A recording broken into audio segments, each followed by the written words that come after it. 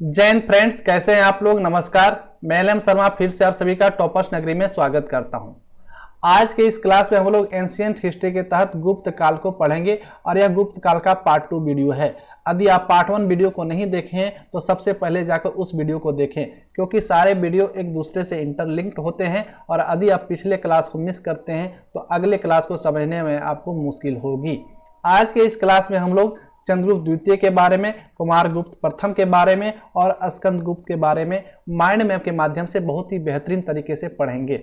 और हमेशा की तरह यदि आप वीडियो को अंत तक देखते हैं तो इन टॉपिक से बनने वाले जो भी क्वेश्चंस हैं आपके एग्जाम में, सारे के सारे क्वेश्चंस आपसे बन पाएंगे। गुप्त काल में सबसे पहले हम चंद्रगुप्त विक्रमादित्य के बारे में जानेंगे। चंद्रगुप्त विक्रमादित्य के परिचय को देखेंगे, उन्हें किस नाम और उपाधि से नवाजा गया इसको पढ़ेंगे, उनका वैवाहिक संबंध के आधार पर अपना साम्राज्य का विस्तार किस प्रकार से वो करते हैं इसको देखेंगे, राजधानी परिवर्तन करते हैं इसके बारे में जानेंगे, उनके शासन काल में नौ नवरत्न थे उसके बारे में हम जानेंगे।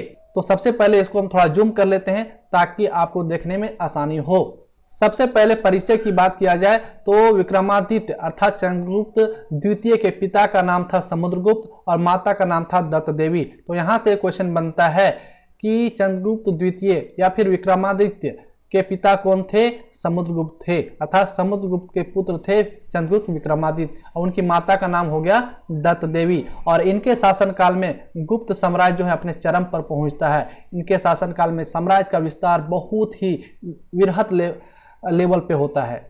इसके बाद जो क्वेश्चन बनता है इनके नाम और उपाधि से कि चंद्रगुप्त विक्रमादित्य या चंद्रगुप्त द्वितीय को किन किन उपाधियों से नवाजा गया था। तो सांची के अभिलेख में इन्हें देवराज कहा गया है, वहीं परवर सेन अभिलेख में इन्हें देवगुप्त कहा गया है और मेहरौली के स्तंभ में इन्हें राजा चंद्र कहा गया है।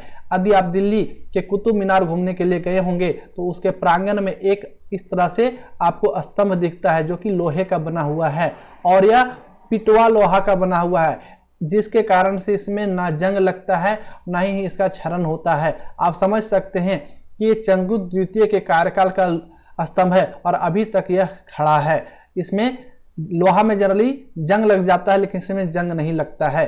तो ये क्वेश्चन बनता है यहाँ पर कि कुतुब मीनार के प्रांगण में स्थित लोह स्तंभ किसके कार्यकाल का है? तो ये चंद्रगुप्त द्वितीय के कार्यकाल का है। और ये कब बनाए थे? तो ये शकों पर विजय के बाद ये स्तंभ बनाए थे और शकों पर विजय के बाद ये स्तंभ बनाए थे। साथ ही साथ विक्रमादित्य अपने आप को एक नवाजते हैं उपाधि से, उस उपाधि का नाम था साकारी, अर्थात विक्रमादित्य जो है अपने आप को साकारी भी कहते थे। क्यों? शकों पर विजय प्राप्त करने के कारण। और यहाँ पे एक दूसरा क्वेश्चन बनता है कि इस लोह स्तंभ पे विक्रमादित्य का कौन सा नाम है? तो यहाँ पे वो अपने आप को राजा चंद्र या फिर चंद्र नाम से पुकारते हैं। तो ये एक क्वेश्चन एसएससी के द्वारा पूछा भी गया है। इसके बाद है कि ये अपने आप को विक्रमादित्य की भी उपाधि से नवाजते हैं और ये चूंकि विष्णु भगवान के परम भक्त थे और ये वैष्णव धर्म को मानते थे इसलिए अपने आप को परम भागवत भी कहते थे। तो कहने का अर्थ हुआ कि इनका अलग अलग उपनाम या उपाधि है। पहला है देवराज, देवगुप्त, राजा चंद्र, साकारी और परम भागवत। ये सारे उपनाम या उपाधि किनके हैं? तो चंद्रगुप्त विक्रमादित्य के। ये आपको ध्यान में रखना है। अब हम देखेंगे कि चंद्रगुप्त द्वितीय अपने सूझबूझ और वैवाहिक संबंध स्थापित करते हुए किस प्रकार से अपने साम्राज्य का विशाल रूप देते हैं। आप यहाँ देख सकते हैं ये स्टार्टिंग में गुप्त वंश का क्षेत्र था। इसके बाद समुद्रगुप्त जब आते हैं तो अपना अधिकार क्षेत्र, अपना साम्राज्य का विस्तार ये ग्रीन वाले एरिया में करते हैं। ये ग्रीन वाला एरिया समुद्रगुप्त के समय हो गया था। इसके बाद जब गद्दी पर बैठते हैं विक्रमादित्य अर्थात चंद्रगुप्त द्वितीय तो वैवाहिक संबंध स्थापित करते हुए ये गुजरात वाला एरिया, वाकाटक, इधर कदम वंश था, यहाँ ये फैलाते हैं। अर्थात ये पूरा जो एरिया है व्हाइट वाला छोड़ के ये टोटल जो है गुप्त साम्राज्य के अंतर्गत में आ जाता है। तो ये कैसे होता है उसको इस फ्लो चार्ट के माध्यम से देखेंगे। इसमें देखिए सबसे पहले चंद्रगुप्त द्वितीय जो है 3 वंशों में अपना वैवाहिक संबंध स्थापित करते हैं। पहला है नाग वंश, दूसरा है वाकाटक वंश और तीसरा है कदम वंश। नाग वंश जिसका अधिकार क्षेत्र मथुरा वाले एरिया में था और पद्मावती वाले जो क्षेत्र था वहां पर था। और यहाँ पे इस शासक के राजकुमारी कुबेर नागा से विवाह करते हैं। कौन? चंद्रगुप्त द्वितीय। कुबेर नागा से विवाह करने के बाद कुबेर नागा से उन्हें एक पुत्री होता है जिसका नाम है प्रभावती। प्रभावती वही बड़ी होकर जो है अपने आप को एक उपाधि से नवाजती है। उस उपाधि का नाम था नागकुल संभुता। चूंकि ये नाग वंश से थी इसलिए इस उपाधि को वो धारण करती है। तो यहाँ से एक क्वेश्चन बनता है कि प्रभावती जो कि चंद्रगुप्त द्वितीय की पुत्री है, किस अभिलेख के माध्यम से यह हमें जानकारी मिलता है कि वो अपने आप को नागकुल संभुता की उपाधि से पुकारती है? तो वह अभिलेख का नाम है पूना का ताम्रपत्र अभिलेख। ये आपको ध्यान में रखना है। अब यहाँ पे प्रभावती बड़ी होती है तो इनका शादी करना है, तो ये चंद्रगुप्त द्वितीय जो है इनका शादी कहाँ कर देते हैं? वाकाटक वंश में करते हैं। वाकाटक वंश के उस समय शासक थे रुद्रसेन द्वितीय। कौन थे? रुद्रसेन द्वितीय से वो अपनी जो पुत्री है प्रभावती उनका विवाह करते हैं। लेकिन कुछ ही दिनों के बाद रुद्रसेन द्वितीय की मृत्यु हो जाती है और यहाँ पे प्रभावती है जो विधवा हो जाती है। लेकिन रुद्रसेन द्वितीय से उन्हें एक पुत्र होता है। उस समय वह काफी छोटा था, शैवावस्था में था, राजा बनने की उम्र में नहीं था, छोटा था। और चूंकि बेटा ही शासक बनता था तो क्या करती है, अपने जो छोटा पुत्र है, शैशवावस्था में जो पुत्र है, उसको गद्दी पर बैठाकर खुद प्रभावती है जो रानी प्रभावती है खुद वास्तविक शासिका के रूप में अपना साम्राज्य को संभालती है। चूंकि प्रभावती जो है चंद्रगुप्त द्वितीय की पुत्री है और ये देखिए वाकाटक वंश है और यहाँ पर इस वाले एरिया तक पूरा साम्राज्य है किसका? गुप्त वंश का। उस समय यहाँ पे जो है ये वाले एरिया पे आप देख सकते हैं, यहाँ ये जो एरिया आपको दिख रहा है पिंक कलर का, यहाँ पे शकों का शासन था। और यहाँ पे देखिए वाकाटक वंश है और ये टोटल जो है आपका गुप्त वंश है। ये एरिया को जीतना था। अब यहाँ पर देख सकते हैं कि उसकी यहाँ पे उनकी बेटी वास्तविक शासिका है, इधर जो है चंद्रगुप्त द्वितीय है, बचा ये वाला एरिया को। और ये शकों से काफी परेशान रहते थे तो यहाँ ये शकों को हराने के लिए उपाय करते हैं और ये वाकाटक की सहायता से इस पर आक्रमण करते हुए शकों को हरा देते हैं। ठीक है ना। और शकों को हराकर ये साकारी का उपाधि धारण किए थे और लोह स्तंभ भी बनवाए थे। मैं अभी जस्ट पहले बताया हूं, इसको आपको ध्यान में रखना है। तो ये आप समझ गए। और प्रभावती की सहायता से शकों का पूर्ण उन्मूलन करते हैं, अर्थात शकों को हरा देते हैं। ये हो गया। इसके बाद एक कदम वंश में इनका कैसे वैवाहिक संबंध स्थापित होता है उसको देखते हैं। तो काकुत्स्वर्मन की कन्या का गुप्त वंश में विवाह होता है। यहाँ पे कदम वंश जो राजा थे काकुत्स्वर्मन, उनकी कन्या, उनकी एक पुत्री थी जिनका शादी चंद्रगुप्त द्वितीय के वंश में हो जाता है। और गुप्त साम्राज्य का जो जब वैवाहिक संबंध स्थापित हो गया तो उस प्रकार से इनका संधि हो गया। तो संधि हो गया तो ये दोनों संधि, इनका साम्राज्य ऑलरेडी यहाँ तक पहले आ चुका है, यहाँ भी ये कदम वंश जो है यहाँ भी इनका प्रभुत्व आ जाता है, अर्थात ये भी साम्राज्य इनके अधीन में आ जाता है इनडायरेक्टली रूप से। तो इस प्रकार से देख सकते हैं क्या वैवाहिक संबंध स्थापित करते हुए नाग वंश में, वाकाटक वंश में, कदम वंश में वैवाहिक संबंध स्थापित करते हुए ये अपने साम्राज्य का एक विशाल रूप देते हैं। और ये बच जाता है दक्षिण वाला एरिया, ये दक्षिण वाला एरिया बच जाता है जिसे दक्षिणापथ अभियान कहते हैं। और ये वाला एरिया को जीतने के लिए वो आगे अपना उपाय ढूंढने लगते हैं। और यहाँ पे एक और क्वेश्चन बनता है कि जब वो शकों को हरा देते हैं तो उसके विजय के उपलक्ष्य में वो चांदी के सिक्के चलाते हैं। कोच चंद्रगुप्त द्वितीय, ये आपको ध्यान में रखना। ये क्वेश्चन पूछा गया है कई बार एसएससी और रेलवे के द्वारा कि किसको हराने के बाद चंद्रगुप्त द्वितीय चांदी के सिक्के चलाए थे? तो शकों को हराने के बाद। यहाँ के बाद जो है जब चंद्रगुप्त द्वितीय अपने साम्राज्य का विस्तार करते हैं तो अपना राजधानी में परिवर्तन करते हैं और वो उज्जैन को द्वितीय राजधानी बनाते हैं। आप यहाँ पर देख सकते हैं उज्जैन यहाँ पर था, क्योंकि यहाँ पे पाटलिपुत्र उनका राजधानी था जो कि यहाँ एक देश का या उनके साम्राज्य के एक छोर में था और यहाँ से पूरे साम्राज्य को संभाल पाना उनके लिए मुश्किल हो रहा था। और इस चीज को समझते हुए वो दूसरी राजधानी बना देते हैं यहाँ पर उज्जैन में। पहला तो पाटलिपुत्र था ही और दूसरा राजधानी यहाँ पर बन गया। अब देखिए जब ये केंद्र में आ गया, इधर पाटलिपुत्र से ये वाला एरिया कंट्रोल हो जाता था और यहाँ जब राजधानी बन गया तो ये वाला एरिया पूरा कंट्रोल हो जाएगा। तो ये अपने सूझबूझ से साम्राज्य का लगातार विस्तार देते थे और अपना शासन भी बहुत ही बेहतरीन तरीके से चलाते थे। यही कारण है कि गुप्त काल को स्वर्ण काल के नाम से जाना जाता है। आपने यहाँ देखा कि चंद्रगुप्त द्वितीय अपने साम्राज्य का विस्तार वैवाहिक संबंध के आधार पे और सैन्य विजय के आधार पे, जैसे वाकाटक वंश, कदम वंश तक वैवाहिक संबंध से स्थापित किए, वहीं शकों को हराकर गुजरात वाला जो एरिया था उसको अपने अधीन कर लेते हैं। और उदयगिरी अभिलेख में यह जिक्र मिलता है, वो कहते हैं कि संपूर्ण पृथ्वी को जीतना उनका उद्देश्य है। तो ये कोटेशन आपको ध्यान में रखना है। अब हम देखेंगे चंद्रगुप्त विक्रमादित्य के शासनकाल में जो नवरत्न कार्य करते थे। ये नवरत्न कौन कौन थे? तो धनवंतरी थे, छपनक थे, अमर सिंह थे, शंकु थे, घट करपर थे, कालिदास थे, वराहमिहिर थे और वरुचि थे। ये क्वेश्चन पूछा जाता है, खासकर आपको ध्यान में रखना है कि मान लीजिए 4 नाम दे दिया, क्वेश्चन दिया गया है और 4 नाम उसमें है और पूछा जाएगा आपसे कि इनमें से कौन चंद्रगुप्त विक्रमादित्य के शासनकाल में या दरबार में नहीं थे।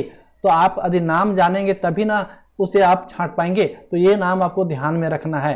कालिदास जो है लेखक थे, वहीं धनवंतरी जो है चिकित्सक थे, वराहमिहिर खगोल शास्त्री थे, अमर सिंह कोषाकार थे, छपनक ज्योतिषी थे, शंकु जो है शिल्प शास्त्र में निपुण थे, बेताल भट्ट शास्त्र मंत्र में निपुण थे, वहीं घट करपर कवि थे और वररुचि संस्कृत व्याकरण के जानकार थे। और ये 9 रत्न थे और ये अच्छे सलाह या फिर जब राजा को किसी भी प्रकार का समस्या होता था तो ये अपना सलाह भी देते थे, अपने अपने क्षेत्र में या एक्सपर्ट थे। कालिदास को जो है चंद्रगुप्त द्वितीय कुंतल नरेश के दरबार में दूत बनाकर भेजा था। तो ये क्वेश्चन यहाँ से बनता है कि चंद्रगुप्त द्वितीय ने कुंतल नरेश के दरबार में किसे अपना दूत बनाकर भेजा था? तो कालिदास को भेजा था। ये आपको ध्यान में रखना है। और दूसरा इंपॉर्टेंट क्वेश्चन बनता है जो बार बार एग्जाम में आता है कि फाहियान जो कि चीनी बौद्ध यात्री था वो भारत आया था, वह किसके शासनकाल में आया था? तो चंद्रगुप्त द्वितीय के शासनकाल में आया था और वह यहाँ पर 399 से लेकर 414 ईस्वी तक रहा था, लगभग 15 साल तक यहाँ पर रहा था। वो आया तो पैदल था लेकिन गया था वो बंगाल वाले क्षेत्र से, बंगाल से वह गया था। तो ये भी क्वेश्चन पूछता है, एसएससी के द्वारा पूछा गया है कि फाहियान कहाँ से वापस गया था? तो बंगाल होते हुए वह वापस गया था और आया वह पैदल था। ये आपको ध्यान में रखना है। अब हम दूसरे शासक जिनका नाम है कुमारगुप्त प्रथम, उसके बारे में पढ़े। इनका शासनकाल जो है 415 से लेकर 455 ईस्वी के बीच में रहता है। इनके नामों के बारे में जो मिलता है तो मंसूर अभिलेख में इनका शासन के वर्णन के बारे में हमें जानकारी मिलता है। तो यदि क्वेश्चन पूछा जाए कि कुमारगुप्त प्रथम के शासन का वर्णन किस अभिलेख में मिलता है तो मंसूर के अभिलेख में मिलता है। और इनके बारे में एक चीज और ध्यान में रखना है कि सबसे ज्यादा जो अभिलेख बने थे इन्हीं के शासनकाल में बने थे। लगभग 18 अभिलेख कुमारगुप्त प्रथम के शासनकाल में बनते हैं और इन्हें शरदकालीन सूर्य कहा गया है। किन्हें? कुमारगुप्त प्रथम को। और इसका स्रोत क्या है, इसका प्रूफ क्या है? तो तुमन अभिलेख में इन्हें शरदकालीन सूर्य के नाम से नवाजा गया है। तो यहाँ से एक इंपॉर्टेंट क्वेश्चन बनता है कि किन्हें शरदकालीन सूर्य कहा गया है? तो कुमारगुप्त प्रथम को कहा गया है। किस अभिलेख में कहा गया है? तो तुमन अभिलेख में उन्हें शरदकालीन अभिलेख से पुकारा गया है। इसके बाद इनके और अलग अलग उपाधि थे, जैसे व्याघ्र बल पराक्रम, महेंद्रादित्य, अजित महेंद्र और अश्वमेघ महेंद्र। ये आपको ध्यान में रखना है। इसके बाद शिक्षा के क्षेत्र में योगदान की बात किया जाए तो नालंदा विश्वविद्यालय की स्थापना कुमारगुप्त प्रथम के द्वारा ही किया गया था। और ये क्वेश्चन जो है बार बार एग्जाम में पूछा जाता है। ये वेरी इंपॉर्टेंट क्वेश्चन है, आपको ध्यान में रखना है। क्या ध्यान में रखना है कि नालंदा विश्वविद्यालय की स्थापना किसके द्वारा किया गया था? तो कुमारगुप्त प्रथम के द्वारा किया गया था और ये गुप्त वंश से थे। ये आपको ध्यान में रखना है। इसी नालंदा विश्वविद्यालय को बाद में बख्तियार खिलजी ने नष्ट कर दिया था और ऐसा माना जाता है कि इसमें इतने ज़्यादा पुस्तक थे, बख्तियार खिलजी के जलाने के बाद भी वह लगभग 6 महीना तक जलता रहा था। आप समझ सकते हैं कि नालंदा विश्वविद्यालय कितना बड़ा था और कितने रिसर्च पेपर और पुस्तक वहाँ पे उपलब्ध थे। कुमारगुप्त प्रथम जो है टोटल 40 वर्षों तक यहाँ पर ये शासन करते हैं। आप यहाँ पे देख सकते हैं 415 से लेकर 455 तक टोटल 40 वर्ष होता है और ये 40 वर्षों तक इनका शासन रहता है। और इनका सबसे विशेष बात क्या है कि ये ज़्यादा तो साम्राज्य विस्तार नहीं कर पाते हैं, लेकिन जो भी क्षेत्र था, जो भी विक्रमादित्य अर्थात चंद्रगुप्त द्वितीय के द्वारा साम्राज्य विस्तार किया गया था उसको अक्षुण्ण बनाए रखा। उस क्षेत्र को ये सुरक्षित बनाए रखते हैं अपनी सूझबूझ और वीरता के दम पर। अब हम स्कंदगुप्त के बारे में जानेंगे। स्कंदगुप्त गुप्त वंश के अगले शासक होते हैं और ये 455 से लेकर 467 ईस्वी तक अपना शासन करते हैं। इन्हें भी अलग अलग उपाधि से नवाजा गया है, जैसे क्रमादित्य, सक्रोपम, श्री परिक्षिप्त विरछा, इन्हें अलग अलग उपाधि से नवाजा गया। आपको ध्यान रखना है सक्रोपम, ये बहुत ही इंपॉर्टेंट है, क्वेश्चन पूछा गया है। सक्रोपम की उपाधि से किसे नवाजा गया है? तो स्कंदगुप्त को नवाजा गया है। और इसका प्रूफ क्या है? तो कहोम स्तंभ में सक्रोपम का प्रूफ मिलता है कि स्कंदगुप्त को सक्रोपम भी कहा गया है। और श्री परिक्षिप्त विरछा जूनागढ़ अभिलेख में कहा गया है। वहीं हूनों के बारे में जानकारी मिलती है कि इनके शासनकाल में हून लोग आक्रमण किए थे। अर्थात हूनों के आक्रमण की जानकारी कहाँ पर मिलता है? तो भीतरी अभिलेख गाजीपुर में जो स्थित है वहां से मिलता है। और एक और यहाँ पे इंपॉर्टेंट चीज है जो ध्यान में रखना है, यहाँ से भी क्वेश्चन बनता है कि गिरनार के प्रशासक चक्रपालित ने सुदर्शन झील का जीर्णोद्धार करवाया था इनके शासनकाल में। तो आपको पता है कि सुदर्शन झील जो है ये मौर्य वंश अर्थात चंद्रगुप्त जो मौर्य थे उनके शासनकाल में बना था। और इनका जो है जीर्णोद्धार 2 बार हुआ। दूसरा बार जो है करवाया है चक्रपालित ने, जो कि स्कंदगुप्त के समय में था। आपको कमेंट सेक्शन में बताना है कि पहली बार जीर्णोद्धार किसके शासनकाल में हुआ और किसके द्वारा किया गया था, यह आपको बताना है। मैंने पिछले लेक्चर में बताया भी है आपको, आप यदि जानते हैं तो कमेंट सेक्शन में जरूर बताएं। नेक्स्ट, इनका शत्रु की बात किया जाए तो इनकी शत्रुता हूनों से था और इनका हूनों से लगातार संघर्ष होते रहा। इनके शासनकाल में तोरमन और मिहिरकुल जो कि हून वंश से थे और ये काफी मजबूत स्थिति में थे और ये स्कंदगुप्त पर बार बार ये इनके शासनकाल में और इनके राज्य पर आक्रमण करते थे।